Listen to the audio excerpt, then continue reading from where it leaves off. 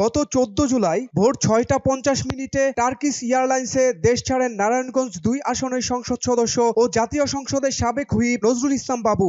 ওই দিন বেলা ২টায় থাই এয়ারওয়েজের TG322 ফ্লাইটে ব্যাংকক যান কুষ্টিয়া ২ আসনের সংসদ সদস্য মোহাম্মদ কামরুল আরেফিন। একই বিমানে ব্যাংককের উদ্দেশ্যে পালিয়ে যান সাবেক স্বাস্থ্যমন্ত্রী ও মানিকগঞ্জ ২ আসনের সংসদ সদস্য দেওয়ান জাহিদ আহমেদ মালেক। ১৫ জুলাই রাত ১২টা ১৭ সিঙ্গাপুর এয়ারলাইন্সের SQ447 ফ্লাইটে সিঙ্গাপুরের উদ্দেশ্যে দেশ ছাড়েন ফরিদপুর ৪ আসনের সংসদ সদস্য মুজিবুর রহমান চৌধুরী নিক্সন। একই ফ্লাইটে আরও পালান দিনাজপুর ৬ আসনের শিবলি সাদিক, টাঙ্গাইল ৫ আসনের মোহাম্মদ সানোয়ার হোসেন ও নাটোর ২ আসনের সংসদ সদস্য শফিকুল ইসলাম শিমুল। এদিন সকালে ৭টা ৩৯ বিমান বাংলাদেশের BG391 ফ্লাইটে কলকাতা পাড়ি জমান ঢাকা ৫ আসনের সংসদ সদস্য মশিউর রহমান মোল্লা সজল। ১৬ জুলাই বেলা ১১টা ৩৭ এমিরেটস এয়ারলাইন্সে দুবাই পালান সাবেক রেলমন্ত্রী ও কুমিল্লা ১১ আসনের MP মুজিবুল হক। ওই দিন বেলা ১২টা ৫ বাংলাদেশ বিমান BG308 ফ্লাইটে ম্যানচেস্টারের উদ্দেশ্যে দেশ ছাড়েন ঢাকা ১৬ আসনের মোহাম্মদ ইলিয়াস উদ্দিন মোল্লা। বেলা ১১টা ২৬ বিমানের BG315 ফ্লাইটে মালয়েশিয়া পালান সাবেক গণশিক্ষা প্রতিমন্ত্রী রুমানা আলী। ১৭ জুলাই রাত ২:৩০টায় ক্যাথে এয়ারলাইন্সে হংকং যান ব্রাহ্মণবাড়িয়া ৫ আসনের সংসদ সদস্য ফাইজুর রহমান। একই তারিখে রাত ১১টা ৫০ চায়না সাউদার্ন এয়ারলাইন্সে চীনের গুয়াংজুর উদ্দেশ্যে দেশ ছাড়েন কুমিল্লা ৮ আসনের আবু জাফর মোহাম্মদ শফিউদ্দিন। রাত ১১টা ৫৫ সিঙ্গাপুর এয়ারলাইন্সে সিঙ্গাপুর পালান ময়মনসিংহ ৮ আসনের মাহমুদুল হাসান সুমন। ১৮ জুলাই সকাল ৮টা ৩০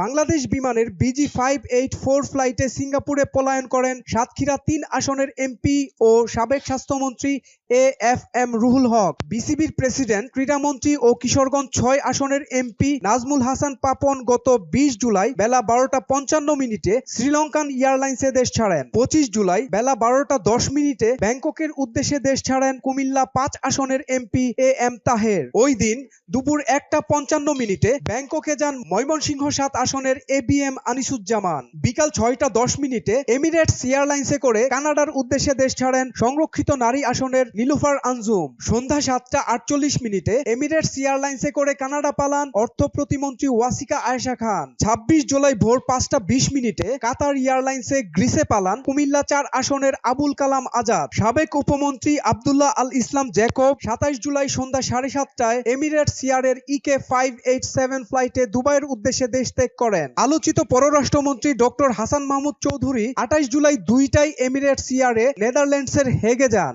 তিনি আবার ৩ আগস্ট ফেরত আসেন বলে সূত্র জানায়। গতকাল হযরত শাহজালাল বিমানবন্দর দিয়ে দেশ ত্যাগের সময় তাকে আটক করা হয় বলে কোন সংবাদ মাধ্যমে খবর আসে। ওই দিন রাত ১০:৩০টায় US বাংলার BS307 ফ্লাইটে সিঙ্গাপুরে যান কুমিল্লা ৩ আসনের সংসদ সদস্য জাহাঙ্গীর আলম। ২৯ জুলাই বেলা ১১টা ১০ এমিরেটসে তেহরান যান সাবেক বাণিজ্য প্রতিমন্ত্রী আহসানুল ইসলাম টিটু। ওই দিনে বিকেল ৩টা ৪০ নভ এয়ারে কলকাতা যান যশোর ৩ আসনের কাজী নাভিল আহমেদ। একই দিনে বিকাল ৫টা ৫০ বিমানের BG337 ফ্লাইটে মদিনা যান বগুড়া ৫ আসনের মোহাম্মদ মুজিবুর রহমান মজনু। ৩১ জুলাই বেলা ২টায় এমিরেটস এয়ারলাইন্সে নিউ ইয়র্ক যান ঢাকা ১৮ আসনের খসরু চৌধুরী। এদিন দুপুর ১টা ১৬ বাংলাদেশ বিমানের BG397 ফ্লাইটে দিল্লি পাড়ি দেন শরীয়তপুর ৩ আসনের নাহিম রাজ্জাক। ২ আগস্ট সন্ধ্যা ৭টা ২৩ টার্কিশ এয়ারের TK713 ফ্লাইটে ইস্তাম্বুল যান ঝিনাইদহ ২ আসনের নাসের শাহরিয়ার জাহিদি।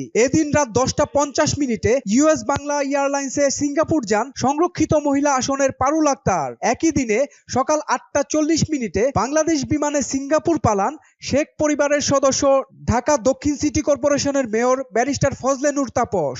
এদিন সকাল ১০টা ১৬ ভিস্টারা এয়ারে দেশ ছাড়েন জাতীয় পার্টির নেতা ঢাকা ৪ আসনের সাবেক MP সৈয়দ আবু হোসেন বাবলা।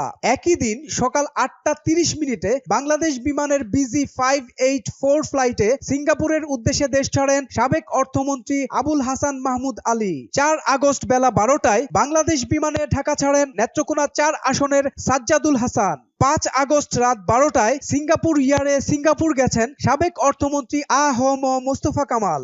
একই দিন রাত ২টা ৩৫ মালয়েশিয়ান এয়ারলাইন্সে মালয়েশিয়া যান সাবেক প্রতিমন্ত্রী তারানা হালিম। সোহেল মাহমুদ, দৈনিক নতুন সময়, ঢাকা।